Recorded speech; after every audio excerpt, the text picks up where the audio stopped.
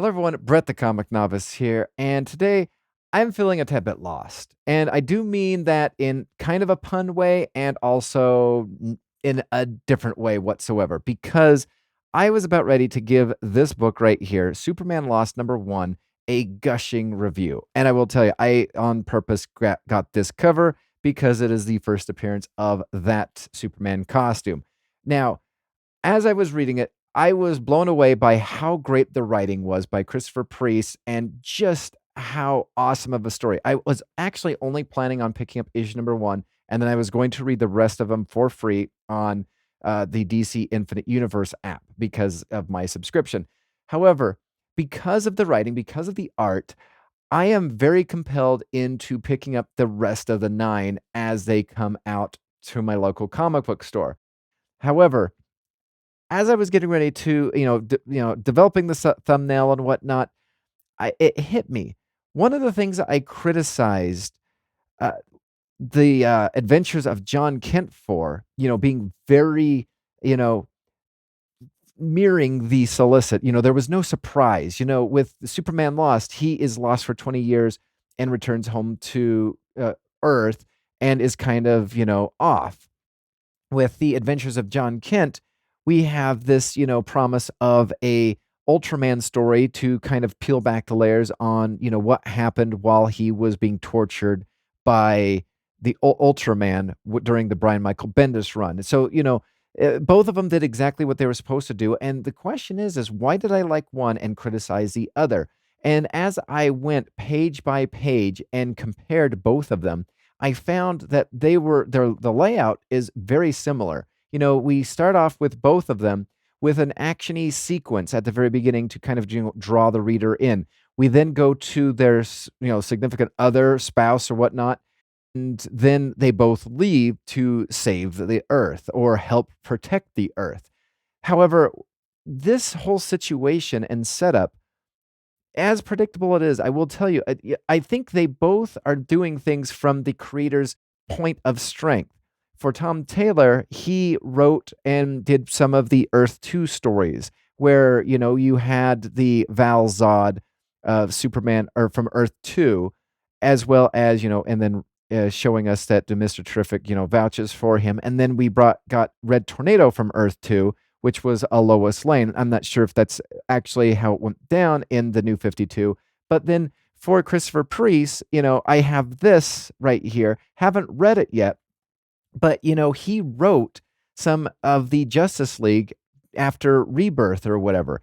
And you can tell his writing of the Justice League, he is coming from a point of strength. He is very knowledgeable about the Justice League. They felt like different characters, which I know I pieced out of the Brian Michael Bendis Justice League because it was just, attacked by word bubbles, and a lot of them kind of sounded very similar. And so with this, the Justice League members were individuals and individual sounding. So it was, again, a point of strength for this comic of Superman Lost. So I was kind of curious why I would be gushing and glowing about one of them and criticizing the other one. And because again, the format was very similar to uh, for both of them. And I think what I came down with was that Superman, Clark Kent, has earned so many different things. And actually, I'm going to take a step back because I currently am reading on the DC Universe app a couple of Batman stories from the 80s, Detective Comic Batman from the 80s, and just going back and forth. And I came across one, I believe it's called A Night on the Town, where Batman and Catwoman are kind of fighting crime together. And as I was reading it, it was, kind of hokey or whatever. But I sat and I thought, if that same story came out featuring Jay Nakamura and Jon Kent Superman, that story would be massively criticized. If it had, Robin and whoever Robin is currently seeing, that would be massively criticized. And I was took a step back and tried to ask, a rational, unbiased question. Why would it be criticized? Well, why would a story featuring Batman and Catwoman fighting crammed together be okay, even if it came out today, possibly? I mean, unless don't like Tom King, and that's what he did. I don't know. I haven't read Tom King's Batman, but why would that be okay compared to the other two? And I think when I peel back the layers, when I think about you know how everything is going down, I think it comes from a point of earned criticism and earned, justification. Superman or Batman and Catwoman had built their relationship up to that point for years. Whereas we have the Jon Kent who, like it or not, for better or for worse, was aged up by Brian Michael Bendis. Then the book was, then he went off to the Legion of Superheroes, and one of these days, I do have them all. One of these days, I'm going to have to read them. But again, death by word bubbles, and again, probably forced. I'm just saying probably because I haven't read it yet. I've just heard some of the criticism. Then you have the Tom Taylor taking over the Superman Son of Kal-El book, and you could almost say that what he did with Jon Kent and Jacob Nakamura was forced. It was not earned. It was not, developed over time. It was fast forwarded. So you either Twitter applause or, local news or not local news, worldwide news could, pat him on the back for doing such, brave and inventive and innovating type of a thing where sadly, it wasn't earned.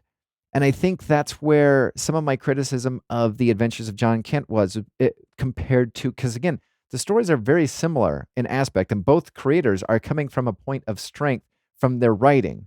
But why is one of them like less than the other one? Again, I pieced out of Superman Son of Kal-El after issue number 12 because, he was not Superman. He was a B character in his own book, with Jay almost taking over the main focal point of the book. Again, not earned. When Catwoman possibly takes over from time to time in the Batman comic from the 80s, I believe is earned because of how many years it took to develop it. So I don't know. Maybe I'm being way too, introspective. Maybe I'm trying to, you know, cast doubts for a previous video that I did or thoughts or whatever. I know I've gotten a couple of messages, the Megan Fit Martin writing, there's nothing wrong with that. I, you know, this is just my opinion. If you like both of them, good. If you like one of them and hate the other one, good. Like, you know what? Whatever helps you enjoy your escapism, that is fine by me. I know what I like. I know what I don't like. I don't like it because of the relationships. It's just the forcedness and I almost want to say phoniness. But again, like, subscribe, whatever. I'd love to hear your thoughts. Comment down below. Email me at Comic Novice. And until next time, I will see you in the dollar section.